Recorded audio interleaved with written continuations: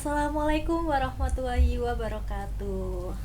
Halo Sobat Pencerah, kembali lagi di podcast Umsidah Menyapa. Nah, kali ini aku nggak sendirian nih Sobat Pencerah. Mungkin sebelumnya aku boleh kenalan dulu ya. Aku Putri yang akan menemani beberapa menit ke depan, yaitu dengan, silakan Kak, mungkin bisa dikenalin dulu. Saya Sipil dari Teater Gedek selaku Ketua Umum. Ketua umum Ya. ya. Oke Kak, mungkin bisa dijelaskan apa sih teater gedek itu? Jadi Teater Gedek itu adalah ini ya Mbak, sebuah unit kegiatan mahasiswa yang menaungi seni dan budaya, khususnya teater.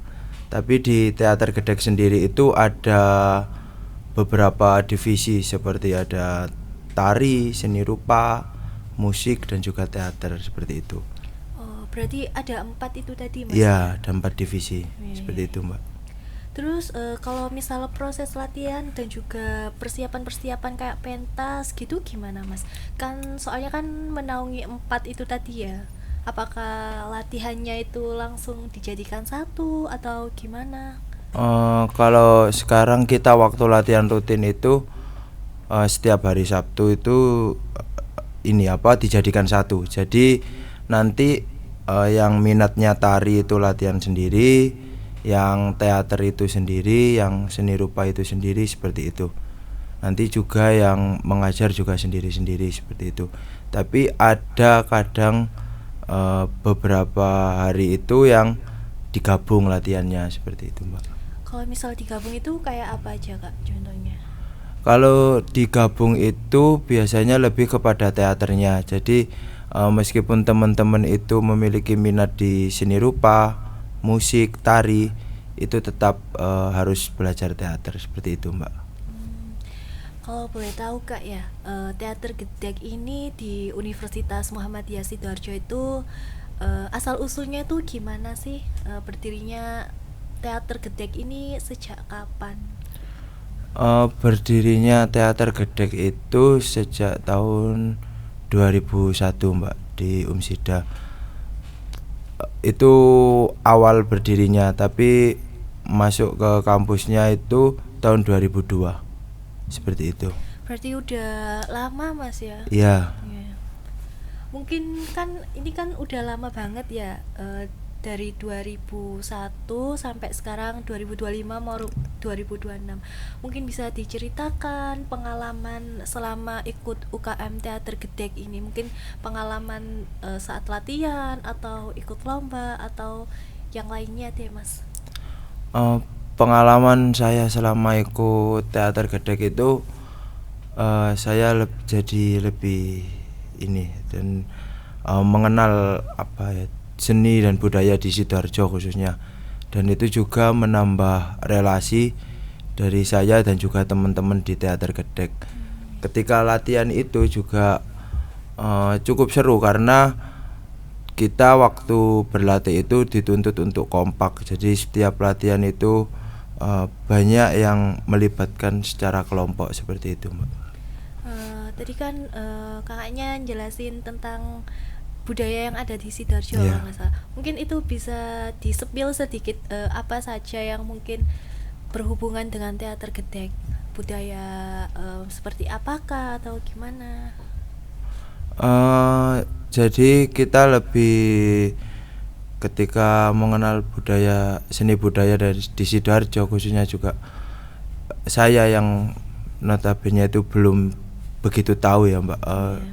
Jadi tahu kalau di Sidoarjo itu ada seperti batik, terus ada tari, terus ada kayak eh, tari remo Munalipata seperti itu, Mbak. Ya, ya. Jadi tahulah beberapa budaya Sidoarjo pada akhirnya itu. Oke, Kak Sipil ini kan di teater gedek ini menjabat sebagai ketua umum ya? Iya, Ya, benar. dari 2000 berapa Kak?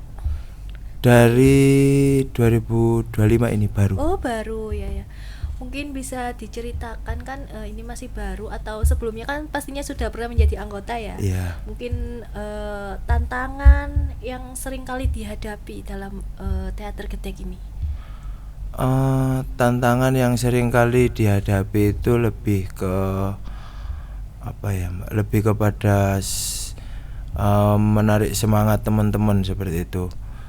Jadi untuk membangkitkan semangat teman-teman untuk kembali berkesenian, berteater itu cukup menjadi tantangan buat teater gedek seperti itu, Mbak. Oh iya, iya. Mungkin bisa di ini Mas, kan kalau ikut UKM di suatu universitas kan pastinya kan ada tujuan tersendiri ya, kan Iya. itu untuk perkembangan diri atau pengalaman, relasi dan juga lainnya. Mungkin kalau menurut Mas ya sebagai ketua umum, apa saja sih perkembangan diri yang selama ini Mas rasakan setelah ikut teater gedek ini? Saya lebih ini apa ya, lebih berani untuk berbicara dengan orang baru ataupun juga berbicara di depan umum, terus juga memperbanyak relasi khususnya juga di bidang Seni seni, ya, ya itu karena kita juga sering dapat undangan dari teman-teman UKM teater di kampus-kampus yang lain seperti itu jadi kita banyak relasi di situ, Mbak, kayak gitu. Kalau biasanya kayak undangan-undangan dari kampus lain gitu, tampil kah atau gimana? Ada yang mengundang untuk tampil, ada ya juga yang mengundang untuk menonton pementasan seperti itu, Mbak.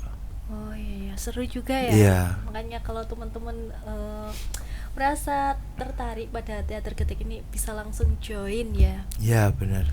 Mungkin dari kampus-kampus yang mengundang itu udah dari mana aja Kak? Kampus mana aja?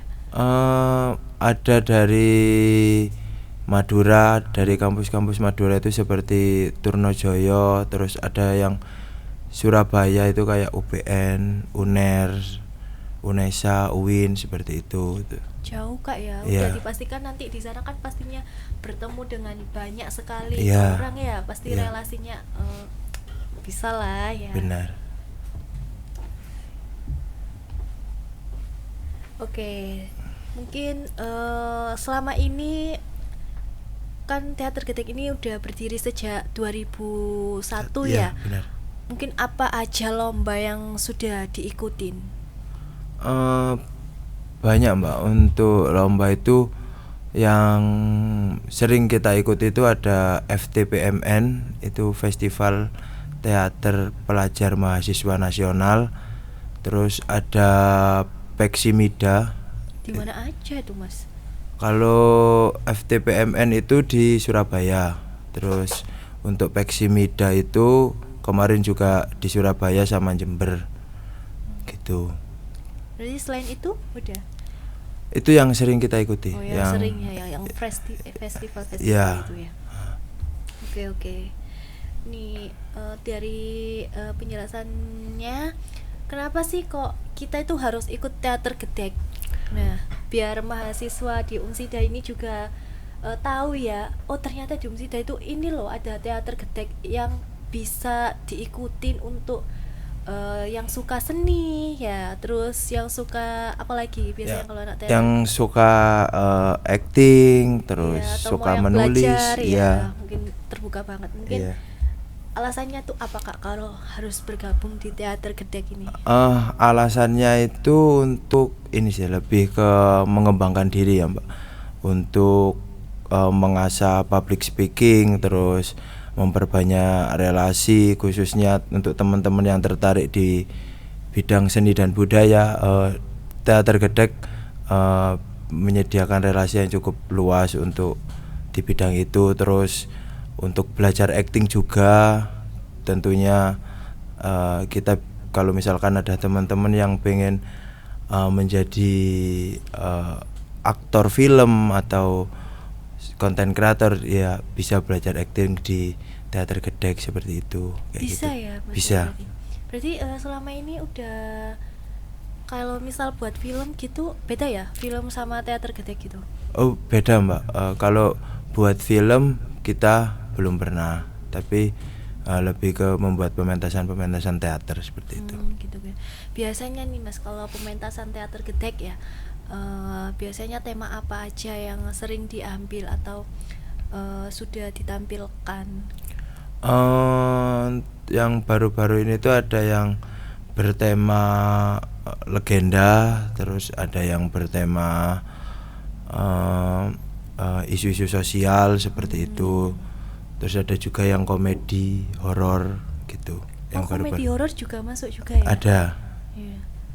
Apa ada tantangan tersendiri kalau misal mau buat horor gitu atau komedi? Kalau membuat naskah atau pementasan horor itu tantangannya itu lebih ke ini ya Mbak, membuat gimana membuat adegan itu benar-benar menyeramkan gitu kan.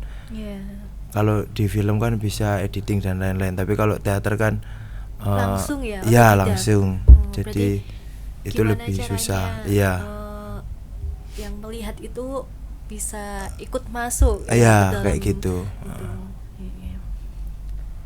Oke, mungkin dari teater gedek dari 2001 sampai dengan 2025 ini, penghujung 2025 mungkin Kak Sipil ya sebagai ketua umum, apa sih harapannya yang mau disampaikan di podcast ini? Harapan saya untuk teater gedek yaitu saya berharap untuk lebih banyak dalam prestasi, dan juga teman-teman di teater gedek sendiri ataupun teman-teman mahasiswa Umsida juga boleh untuk join di teater gedek untuk ini lebih ke mengembangkan minat bakat seperti itu Mbak. Untuk joinnya mungkin bisa diberitahu teman-teman mahasiswa gimana? Joinnya bisa langsung menghubungi Instagram teater gedek, ada gedek official. Nanti di situ ada link di bio-nya. Gitu. Berarti itu open recruitment atau misal mau langsung gabung atau gimana? Iya, kita masih open recruitment sampai tanggal 5 Desember ini. Iya, 5 Desember. Nah, ya, buat teman-teman mahasiswa yang mungkin mempunyai bakat seni, tari atau acting, nah bisa banget buat gabung di teater gedek ini, karena sebentar lagi pendaftarannya akan ditutup Mas ya. Iya benar. Tanggal 5 Desember udah ditutup, jadi jangan sia-siakan kesempatan, bisa langsung gabung di teater gedek ini. Iya benar. Oke. Gitu. Nah buat penghujung nih Mas, saya mau ngajak main mitos atau fakta, boleh? Iya, boleh. Oke, pertanyaan yang pertama nih. Anak teater otomatis punya kemampuan menangis dalam 5 detik tanpa alasan. Mitos atau fakta? Mitos, Mbak. Mitos ya? Mitos. Gak mungkin banget ya kita diem 5 detik terus tiba-tiba nangis gitu. Iya. Pastinya kan bisa menangis tanpa alasan, tapi butuh waktu yang lebih lama, tidak 5 detik juga. Hah, iya kah? Iya. Diem tok menangis tanpa alasan gitu bisa kalau bisa itu biasanya teman-teman itu caranya adalah, kalau saya itu mengingat kejadian-kejadian yang membuat nangis ya. Iya, tapi kan tiba-tiba diem terus beberapa menit kemudian bisa nangis, itu bisa. Oh gitu. iya. Iya. Biasanya itu terjadi kalau lagi apa ini Mas? Ada saat-saat scan di atau? Ya, kadang kan teman-teman itu susah ya untuk menjiwai scene yang sedih itu. Iya. Jadi butuh yang caranya. Jadi waktu latihan itu sering untuk dilatih gimana tertawa dan menangis itu. Ada tekniknya sendiri ya? Ada tekniknya, iya. Iya. Lagi yang kedua, setelah pementasan selesai, karakter masih ke bawah sampai beberapa jam atau bahkan beberapa hari. Mitos atau fakta? Fakta. Oh ya? Iya. Nah, kenapa itu Mas? Karena kadang teman-teman itu ataupun juga saya itu waktu latihan itu sangat menjiwai, bahkan sampai di kehidupan sehari-hari tetap tidak sebagai diri saya tapi sebagai aktor. Jadi cara ngomong, terus cara berjalan, cara berinteraksi dengan orang, kadang itu menggunakan metode yang seperti itu. Pada akhirnya nanti setelah pentas itu kadang ada ya beberapa yang masih terbawa kayak gitu, Mbak. Mungkin menurut pengalamannya Mas Sipil nih, kira-kira kalau di Mas Sipil tuh sampai berapa jam atau bahkan berapa hari sampai ke bawah-bawah di kehidupan nyata? Saya paling lama itu 2 minggu. Sampai berminggu-minggu? Iya, itu dari cara bicaranya yang terbawa terus. Soalnya kan udah latihan-latihan terus nih, pastinya kan logatnya atau cara bicaranya pasti itu berbeda. Nah, itu terbawa sampai 2 minggu kayak gitu, Mbak. Oke, lagi bawain cerita legenda selalu ada aja godaan mistis nih, mitos atau fakta? Mitos, karena dari sepengalaman saya membawakan cerita legenda itu belum pernah mengalami godaan mistis, belum pernah. Mungkin boleh tahu cerita legenda apa aja yang udah pernah diperankan sama teater Gedek ini? Ada ini cerita Tengger yang Semeru itu ya? Iya, terus cerita-cerita pewayangan seperti Ramayana kayak gitu. Terus ada juga Kahuripan, cerita kerajaan Kahuripan. Terus ada cerita kerajaan Majapahit kayak gitu. Berarti udah banyak banget ya? Iya. Seperti itu, Mbak. Oke, lanjut ya. Anak teater Gedek harus bisa acting, mitos atau fakta nih, Kak? Fakta ya? Iya. Gak mungkin kan gak bisa acting ya. Kalau misal ada yang mau join nih, Kak, tapi dia masih mau belajar acting, masih gak bisa buat acting yang bagus lah, itu gimana, Kak? Boleh ya? Boleh, sangat boleh, karena kita kan ada latihan rutin setiap minggunya, itu pasti diajarin sampai bisa. Jadi buat teman-teman mahasiswa nih yang mungkin merasa actingku masih belum bagus atau masih nggak bisa acting, jangan takut untuk gabung di teater Gedek, pastinya akan diajarin ya sampai bisa. Iya. Oke, pertanyaan selanjutnya. Anak Gedek lebih takut lupa dialog daripada ketemu hantu backstage, mitos atau fakta? Fakta, Mbak, karena yang lebih kita takutkan itu di atas panggung tiba-tiba ngeblank lupa dialog, itu kita lebih takut daripada hantu. Kalau hantu kan tidak mempengaruhi kita saat pentas. Oh iya? Iya. Biasanya kalau misal tiba-tiba lupa sama dialog nih, Kak, apa yang harus dilakukan sama pemeran-pemeran yang ada di atas panggung? Gak mungkin kan diem aja gitu. Ya pasti di salah satu pemeran itu harus ada yang tanggap. Jadi kalau misalkan yang lupa ini, ya lupa dialognya nih tidak bisa improve, lawan mainnya yang harus improve kayak gitu. Oh, berarti saling ini ya? Ya, saling mengisi. Itu ada kayak kita waktu latihan rutin itu pasti ada latihan improvisasi juga. Oke, di teater Gedek ini apa punya jargon nih, Kak? Punya. Apa nih jargonnya? Mungkin bisa diberitahu, kameranya sebelah sana, Kak. Jargonnya itu yakni kami ada untuk berkarya. Nadanya? Mungkin ada nadanya? Jadi teater Gedek kami ada untuk berkarya kayak gitu. Oke. Nanti mungkin kita closing bareng-bareng di kamera yang tengah ya. Iya. Oke. Mungkin dari pertanyaan-pertanyaan mitos atau fakta tadi, terus pernyataan yang udah dijelaskan sama Kak Sipil ya. Iya. Apakah ada yang disampaikan lagi mengenai teater Gedek? Mungkin ada yang belum disampaikan. Saya rasa sudah cukup sih, Mbak. Itu sudah ya. Oke, sudah cukup banyak yang saya sampaikan. Jargon aja kali ya. Iya, benar. Gimana ini Mas jargonnya? Jadi kalau saya bilang teater gedek, nanti dijawab bareng-bareng, kami ada untuk berkarya, kayak gitu. Oke, mungkin bisa langsung dimulai. Teater gedek, kami ada untuk berkarya. Oke. Nah, itu tadi sobat pencerah di podcast Sidah Menyapa dari Teater Gedek yang narasumbernya yaitu Ketua Umum Mas Ipil ya. Terima kasih banyak ya Mas sudah menyempatkan waktunya untuk hadir di podcast Sidah Menyapa ini.